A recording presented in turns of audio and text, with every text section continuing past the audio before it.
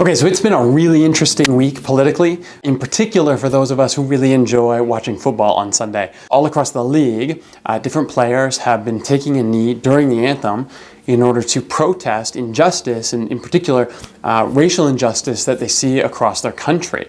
Now, I'm always going to come down in support of those who protest for what they see as right when they do that peacefully.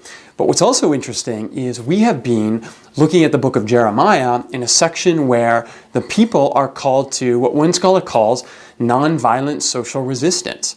The Babylonian Empire would come into town, they would conquer you, and they would take all the survivors and they would essentially spread them out throughout the kingdom. Because what they thought was, if we can spread them out, if we can take them away from community, if we can take them away from their homes and what they're familiar with, it will break their spirit. And so the advice that God gives through Jeremiah to these people is to build a house, plant a garden, and celebrate weddings. And this is a really remarkable thing when we begin to think about our place in the world as followers of Christ.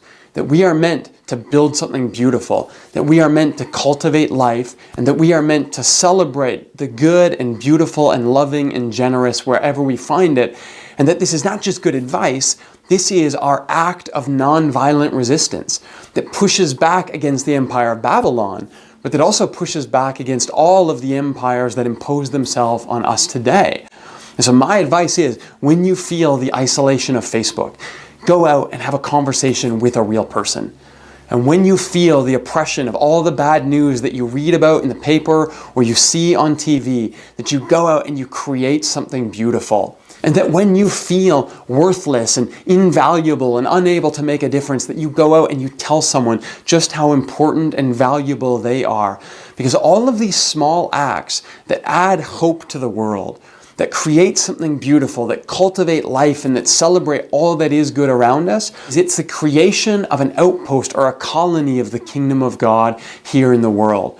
Because in small local ways, we are contributing to the repair of the world. So everything that you do that is hopeful, everything that you do that is beautiful and generous and kind and peaceful, all of the ways that you live a good life in the midst of a violent world, this is part of your nonviolent social resistance.